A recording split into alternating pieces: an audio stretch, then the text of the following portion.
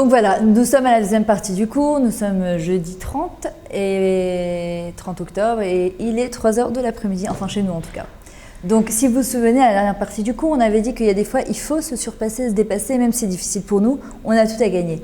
Le Rav Chaim Walder, celui qui raconte les enfants, raconte sur eux-mêmes, histoire vécue, raconte une histoire d'une dame qui était déjà mamie, grand-mère, arrière-grand-mère, et un jour elle est assise Shabbat chez elle comme ça, et puis elle voit ses petits-enfants jouer. Et vous savez, les enfants qui ne savent pas trader, on voit dans les jeux déjà le caractère de l'enfant. Il y a des enfants qui ne savent pas du tout perdre, c'est très dur pour eux de perdre. Et la petite, elle fait comme ça, Yallah, Anik Varlo Mesachaketiter, Yallah. Vraiment l'expression israélienne qui est je joue plus avec toi, de toute façon, la petite elle ne savait pas perdre du tout. Et la grand-mère elle la regarde comme ça, elle s'appelait Myriam, et elle dit waouh. Moi, j'ai pas été éduquée comme ça, c'est pas possible, il faut que je lui dise quelque chose. D'un autre côté, vous savez comment c'est, les pauvres grand-mères qui veulent se mêler de l'éducation de leurs petits-enfants, les parents se mêlent en général, écoute, toi, tu as fait ton éducation, avec tes erreurs, laisse-moi faire les miennes. Bien que c'est ridicule de répondre comme ça, mais bon. Et elle se dit, je vais lui raconter mon histoire personnelle pour lui faire passer un message. Et ça, c'est une très grande leçon de vie. Quand vous voulez faire passer un message à quelqu'un, que ce soit votre mari ou vos enfants, un étranger, dites jamais tu, parce qu'un doigt pointé là et trois ici, mais nous, on, ou bien racontez une histoire vécue de vous-même. Les gens sont assez intelligents et assez fins pour comprendre en général le message que vous voulez lui faire passer. Et vous avez tout intérêt à faire ça, parce que la personne en général, sinon elle se braque quand on lui dit il faut que je te dise quelque chose, j'ai un conseil à te donner, tu devrais faire ça. Oh, qu'est-ce qu'elle a encore, j'ai pas envie d'écouter. Mais si tu dis tu sais quoi, là je te raconte un truc qui m'est arrivé, etc. Les gens ils sont prêts à écouter, en plus ils aiment les histoires en général. Donc cette fameuse mamie Myriam qui avec sa petite fille, elle lui dit tu sais, moi j'ai vécu la Shoah et à mon époque j'étais fille unique et mon père était très riche, avait des usines partout en Allemagne. Et malheureusement, il marche chez Mavezicham, ces Allemands, quand ils sont venus, ils ont pris tous les biens à mon père et ils ont pris aussi mon père que je n'ai jamais revu. Et juste avant de partir de la maison, il a dit à ma mère, prends tout l'argent qu'il y a à la maison et fonce chez la femme de ménage qui s'appelait Anna. La mère, c'est ce qu'elle fait, elle prend donc tout l'argent qu'elle peut récupérer à la maison, elle part, elle tape chez la Mécharetet, la femme de ménage, et l'autre, elle rentre en panique, elle lui dit non, je ne peux pas vous recevoir, si les Allemands me voient, c'est sûr qu'ils vont me tuer. Alors elle lui dit, écoute, je te paye tous les jours, mais si je reste dans la rue, c'est sûr que je vais mourir. Elle lui dit, ok, alors j'ai une condition. Moi j'habite au 5e étage, il y a une terrasse au 3e étage. Si jamais les Allemands débarquent, toi et ta fille, vous devrez sauter de la fenêtre. Il est hors de question que je risque ma vie pour vous. N'ayant pas trop le choix. C'est ce qu'elles font. Donc elle rentre là-bas, elle se dit, de toutes les manières, c'est ça où je vais mourir. Chaque jour qui passe, c'est un jour de gagner. Entre-temps, Myriam, donc cette fameuse mamie qui raconte, devient très amie avec la fille de Anna. Les deux sont deux filles uniques, donc elle devient très très bonne amie, comme deux sœurs. Et ma mère, donc Myriam qui raconte, elle dit, ma mère, elle me voyait jouer avec Anna et elle voyait que je gagnais tout le temps. Et un jour, elle lui a dit, écoute, laisse gagner ton amie. Alors elle lui a dit, ok, mais je lui dis que je laisse gagner. Elle lui dit, non, si tu lui dis, alors, voilà ta midi, laisse-la gagner. Tu perdras pas de la laisser gagner. La petite, donc Myriam qui raconte, elle dit j'avais beaucoup de mal à laisser gagner, en plus surtout de ne pas dire, qu'on a envie de dire, tu sais, j'ai donné 10 000 shekels à la Beth Knesset. Hein. Ben non, pourquoi dire, c'est la grande mitzvah, c'est de le faire Besséter en cachette. Elle la laisse gagner et la petite, elle est toute contente et elle saute dans la maison, maman, j'ai enfin gagné Myriam, j'ai enfin gagné Myriam. De ce jour-là, ma mère m'a attrapée, elle m'a dit écoute-moi bien, si ça lui fait tellement plaisir, ils nous hébergent, ils sont gentils avec nous, laisse-la gagner. De temps en temps, pour ne pas la faire passer quand même pour une débile, tu la laisses gagner. Et voilà, les jours passent, elles deviennent très très amies. Un jour, Fikat Badelet, on tape à la porte, les Allemands qui débarquent. Anna rentre en grande panique, elle va voir ma mère, et donc moi, elle nous dit, voilà, vous m'avez fait une promesse que vous sautiez par la fenêtre. La fille de Anna s'interpose, elle dit, mais même pas en rêve, c'est comme ma sœur, c'est la seule amie que j'ai. Sa mère m'a dit, écoute-moi bien, on va toutes mourir à cause de toi, tu te pousses et tu les laisses sauter par la fenêtre. Elle dit, mais non, ou elles vont mourir, elles vont se casser des jambes, je ne veux pas. Et un victoire comme ça, une dispute entre les deux. Et la petite, elle se met à hurler, waouh. Elle lui dit, tais-toi, tais-toi. Alors elle lui dit, alors qu'est-ce que tu veux? Elle lui dit, je sais pas, tu trouves une solution, tu les caches. Sauf, elle les rentre dans le grenier en haut, elle ferme le grenier à clé, les Allemands rentrent, ils regardent. Un grand miracle, évidemment, elles ne sont pas attrapées. Elle dit à sa petite fille, tu vois, dans la vie, on a l'impression que parfois, on doit toujours nous gagner, nous avoir le dernier mot. Tu perds pas. tu ne perdras jamais de laisser parfois ta place à l'autre. Une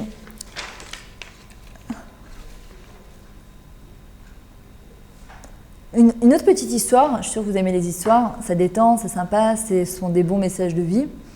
Une vraie histoire qui s'est passée à New York d'un petit jeune homme qui avait monté une usine et les gens avaient énormément investi dans cette usine, lui faisant confiance, et le bonhomme, il s'est complètement planté de A à Z. Son usine ne marchait plus du tout, il devait des milliers de dollars, il disait comment je vais faire, c'est pas possible, je me suis déçu, j'ai déçu les gens, je peux pas, c'est pas mon tempérament, ils ont mis toute leur confiance en moi, comment je vais faire? Et il s'assoit sur un banc à New York, il se met à pleurer, il dit Hachem, je t'en prie, il faut que tu m'aides, c'est pas possible, comment je vais faire pour remonter la pente? Je n'ai aucun moyen. Sur ce, un petit vieux monsieur passe, il s'assoit à côté de lui, il l'embrasse comme ça, il dit qu'est-ce que tu as? Et il commence à lui raconter, il lui dit écoute, tu m'as l'air d'être un très bon garçon, écoute, je vais t'aider, mais à une condition, l'année prochaine, jour pour jour, tu reviens, je vais te laisser un chèque, et jour pour jour, dans un an, pile, au même endroit, à la même heure, sur le même banc, on se retrouve avec la somme du chèque. L'autre, il est là, il dit attends, c'est un ange qui est tombé du ciel, c'est pas possible. Il l'attrape, il l'embrasse, merci monsieur, mais vous êtes tombé du ciel, mais vraiment je vous remercie, vous m'avez redonné l'espoir, vous m'avez redonné le goût à la vie, Todarabah, vous allez voir, je vous rendrai l'argent dans un an. Il rentre chez lui, il se dit ok, 2 secondes, j'ai un chèque de 500 000 $ entre les mains qui m'est tombé du ciel, littéralement.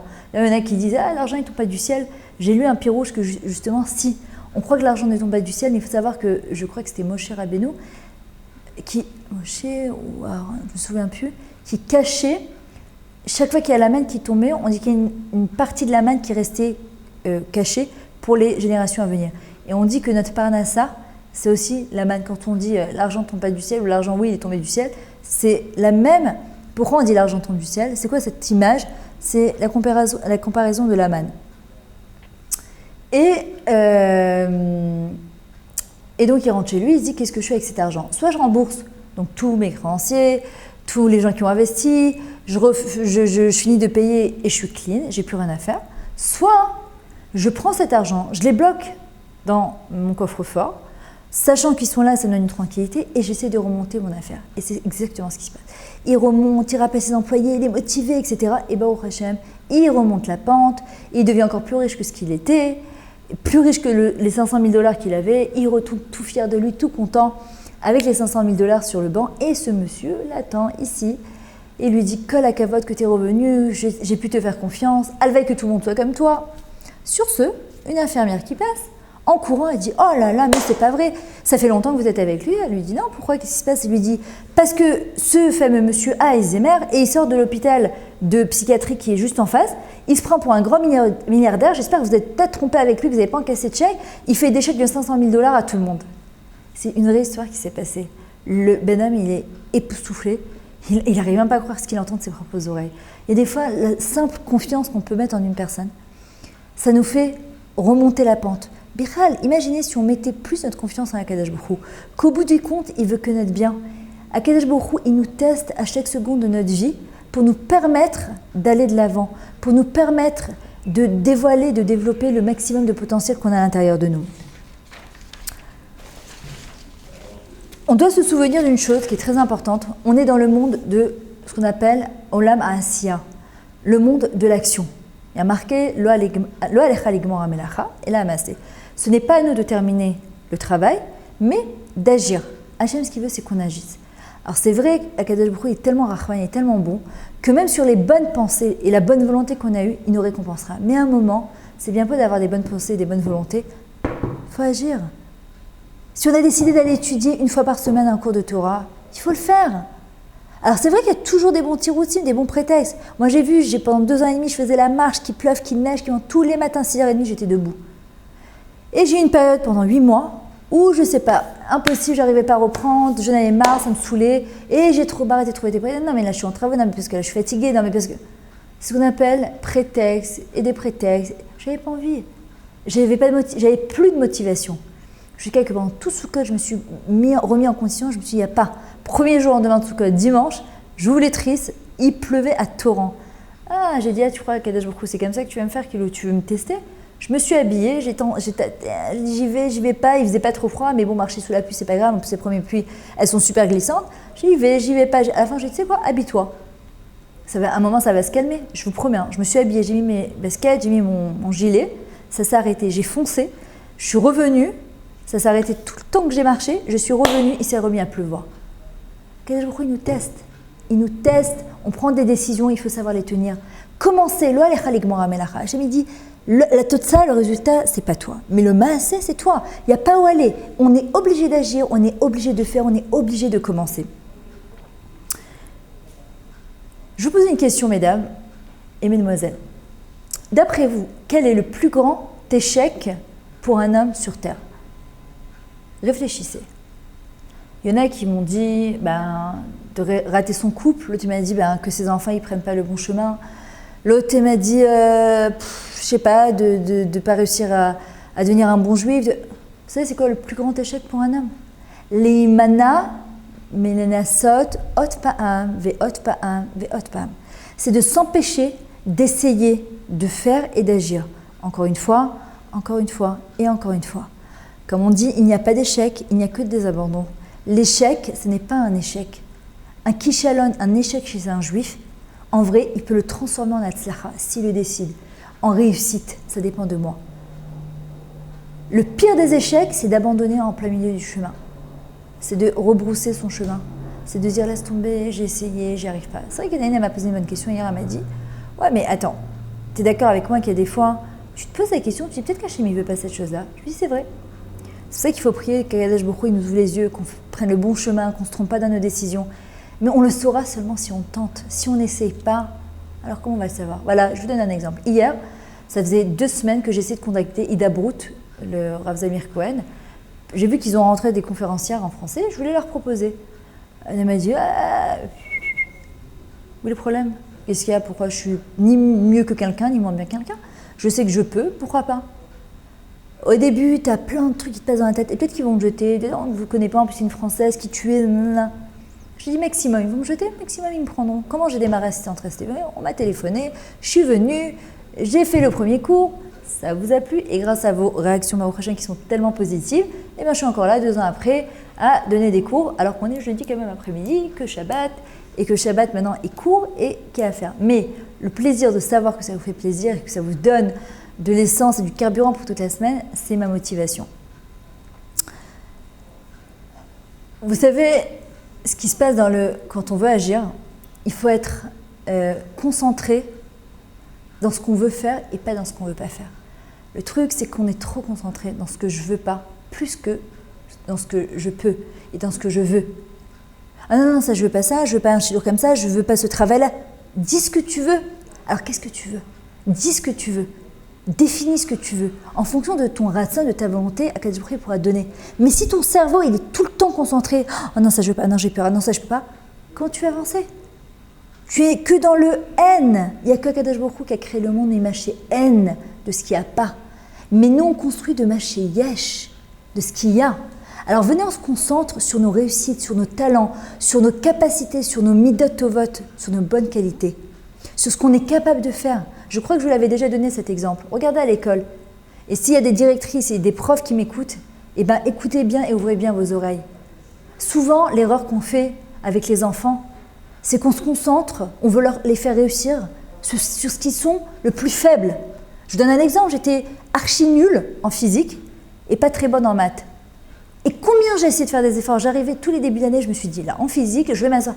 Rien, ça rentrait là et ça sortait là. Et j'ai pris des cours particuliers. Rien, mon cerveau, il n'est pas construit pour ça. Nous, Asma, vous croyez qu'à 120 ans, il va me dire, ah, t'as échoué en physique? Mais repatli, je ne suis pas conçue pour ça. Moi, mon fils, il adore la physique, il me parle d'usine de physique. Il me parlera en chinois, c'est pareil. Asma, oui, le problème. Par contre, j'étais bonne en Torah. Bon, on me disait que j'étais nulle en dissertation, en écrit, en parler. Bon, au prochain, voilà.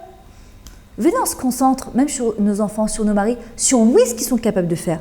Et chez nous, sur oui, ce qu'on est capable de faire. Sur toutes nos capacités. Parce que quand on sait ce qu'on est capable de faire, alors ça donne encore plus de punch pour les choses qu'on a plus de mal à faire. Parfois, on va chercher les, je sais pas quoi, là-haut, là-bas, à droite, en Amérique. Kikarov elecha adavar meod beficha veyafra lasoto. La chose, elle est proche de toi, dans ta bouche et dans ton cœur pour la faire. Alors, il ne faut pas aller chercher très loin. Il faut simplement demander à Kadosh Baruch Hu. Tu m'as créé, tu m'as mis sur cette terre, tu m'as donné des capacités, des plus et des moins. Aide-moi à trouver mon chemin. Aide-moi à savoir comment je dois agir, comment je dois réagir. Que je ne sorte pas de ce monde-là à 120 ans sans avoir accompli ce que je dois accomplir. Souvent, on voudrait et on attend, yoter midai, plus qu'il en faut, les compliments des autres. On ne vit que par les compliments de l'autre, que par l'estimation de l'autre. J'attends de mon directeur ou ma directrice qu'elle me dise « Waouh, quel travail comme ça !» J'attends de ma prof qu'elle me dise comme ça, et que mon mari me dise comme ça, et que mes enfants, et je vais m'acheter une robe dans un certain magasin parce que je sais que ça va plaire à celle-là et qu'elle adore son style. Et puis je vais la porter, j'arrive au mariage et j'attends qu'elle va me faire un compliment. Et rien. Et tu rentres chez toi, tu as ta robe comme ça, tu n'as même plus envie de la mettre parce que tu ne l'as pas achetée pour toi. Parce que la chose que tu as fait, tu ne l'as pas fait pour toi. Parce que tu n'es pas devenu avocat ou médecin, ou dentiste ou mécanicien parce que tu le voulais, parce qu'on t'a imposé. Mais toi, qu'est-ce que tu veux? À partir du moment où une personne, elle se construit pour elle-même et qu'elle est consciente, elle est une consciente, Mama, c'est une conscience réelle de sa valeur et de qui elle est. Ça sort tellement d'elle-même, elle respire tellement ça, que le compliment de l'autre n'est qu'un plus, mais pas une vitalité. C'est pas fondamental. C'est sûr que d'entendre un compliment, quand je reçois par exemple vos réactions que au Hachem, toute l'équipe de C113 TV m'envoie sur mes mails, ça fait hyper plaisir, ça me motive, ça fait chaud au cœur, barour. Mais si j'avais dû attendre tout ça pendant ces 2 ans, au début il n'y avait pas eu trop de réactions, pour continuer à parler ici, ben, je ne serais plus là aujourd'hui. Je sais ce que j'ai à donner, et j'estime et je pense, sinon je ne le ferai pas, que Baruch Hashem, ça donne de la force que moi ça m'en donne. Vous savez que parfois ça m'arrive de préparer un cours pendant 4 heures. Moi, si un cours il me fait pas vibrer de l'intérieur, si ça ne me motive pas le matin quand je me lève, aucun intérêt. Et quand je relis mon cours, ça m'est arrivé parfois de relire mon cours avant d'aller le transmettre, je me dis, sans ni queue ni tête, aucun intérêt, on l'a déjà entendu, rien. Moi, de l'intérieur, il faut que ça me fasse waouh. Et là, je suis pressée. J'ai appelé Laura Nitzik-Karkhoz et je lui ai dit, il faut absolument que je fasse ce cours-là. Il m'a redonné la pêche pour le début de l'année, c'est du carburant, c'est... En tout cas, j'espère. Hein. Pareil dans vos vies, il faut qu'il y ait des choses qui vous fassent vibrer. Il faut que vous fassiez des choses pour vous-même, après pour les autres. Et les gens, ils ne vous toucheront pas. Moi, je me rappelle au début, quand j'ai commencé, ils vous piquent là, ils vous piquent ici. Aujourd'hui, plus personne ne me dit rien. Vous savez pourquoi? Parce que je suis shléma, je suis entière avec ma décision. Je sais ce que je fais.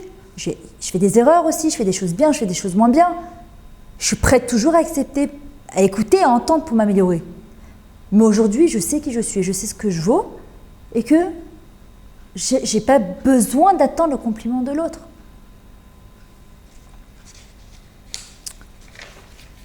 Pour pouvoir avancer, évoluer, il faut se relier à ce qu'il y a de meilleur en nous. Il faut ce qu'on appelle les traber la tov, se relier au bien. Ça vient du mot chaver tov. Un conseil d'amis. Si vous voulez évoluer, avancer dans votre vie, fréquentez des gens positifs. Il y a ce qu'on appelle l'ami ours. C'est quoi l'ami ours?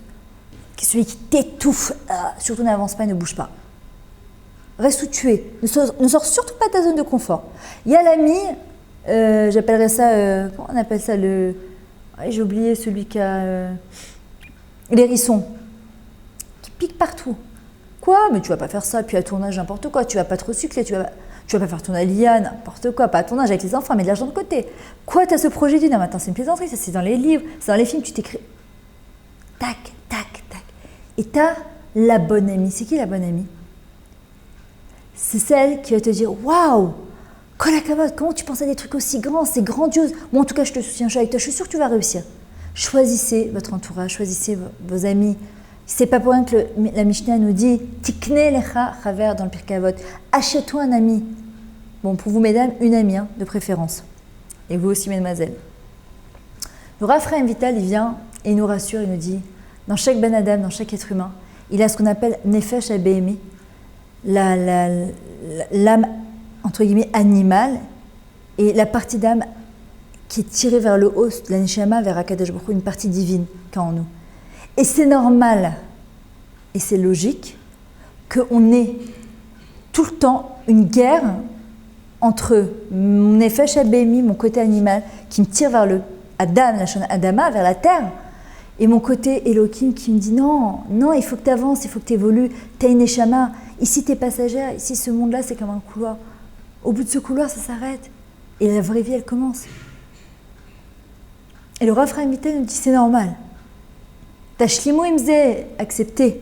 Après, forcément, il faut vouloir se battre et avancer. Le docteur Viktor Frankl, c'était un homme qui a vécu la Shoah aussi, qui était marié et qui a perdu sa femme, et c'était très dur pour lui.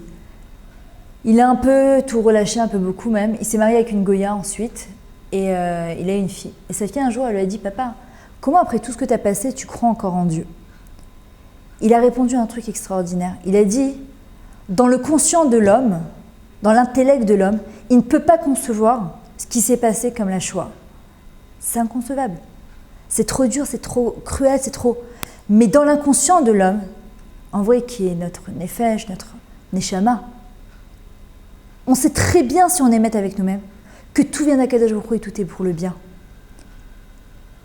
Et elle a dit « Je sais et je crois qu'il y a un Dieu dans ce monde et que c'est lui qui a fait ça. » Et le docteur Frankl, il a rajouté une chose. Il a dit « Tant qu'un homme, une femme, un ben adam, il est sous tension en permanence de choix, bémétar, il est bémétar. Qu'est-ce que je choisis? Ça ou ça? Je mange cachère, je mange pas cachère. Je mange du Khalav Shamour, je mange pas du Khalav Shamour. C'est la Shemitah, c'est pas la Shemitah. Je vais dans ce mariage, je vais tout mélanger ou je fais pas ce mariage. Je vais en boîte de nuit, je vais pas en boîte de nuit. Je mets les pantalons, je me couvre la tête, je me couvre pas la tête. Tant qu'une personne, elle est en stress en permanence, ce qu'on appelle un stress positif de choix, c'est qu'elle est vivante. À partir du moment où une personne a dit là, Akol Besséder, mais dans quel sens Akol Besséder? Aucun projet de vie, je me laisse aller par la vie. Ou Varlo Besséder, il est plus Besséder cette personne-là. Elle est comme Chaz Shalom, quelqu'un de végétatif. Ou elle n'est plus dans ce monde-là. Tant qu'on est vivant, c'est comme ça. J'ai eu beaucoup de mal à accepter cette notion-là. De me dire, t'as envie de dire non, Akol Besséder, Almemenuchot, Ina Aleni, Nafshi et Sholavian Cheni. Je m'endors sur mes lauriers. Non, tout va bien. Vous savez, comme dans les films, comme dans les romans, tout va bien. Le mari beau gosse, c'est gentil, super gentil. La femme de ménage, la grande demeure avec les piscines et les trucs. Tu fais rien, tu te la bronzes. Tu fais des petites activités, un peu de piano, un peu de danse. C'est pas comme ça. La vie, c'est pas comme ça. C'est pas un film. On doit s'écrire notre propre film. Et au bout de 120 ans, on pourra dire chaque Kol Besséda. Mais entre-temps, il faut travailler, il faut lutter. Pour conclure, il faut savoir, quand on va par exemple dans une salle de sport, vous allez voir les gens qui lèvent des poids de 1 kg, 1 demi-kilo, demi-kilo, 2 kg, 6 kg. Quand on vient d'arriver au sport, on ne peut pas se permettre de lever un poids de 6 kg d'un coup. On commence par un demi, puis 1, puis 2, puis 3. Et le corps, on mitnagad, il s'oppose, c'est lourd. Et plus il s'oppose, et plus toi tu tires. Et plus il s'oppose, et plus toi tu tires. Et puis au bout d'un moment, tu t'es habitué. Donc tu passes à 2 kilos. Puis au début c'est dur, et puis après tu passes à 4 kilos. Pourquoi on dit qu'Hachem, il est pointu avec le tzaddik? Parce qu'il sait combien il est capable de lever, de mishkolot, de poids. Et dans nos itnagdouyot, dans nos contradictions, c'est là qu'il y a nos potentiels. Quand on va faire quelque chose de bien, on se dit non, je peux pas, si je peux, non, je peux pas, non, je veux, non, je veux pas. Là, il y a ta mishkolot, il y a ton poids.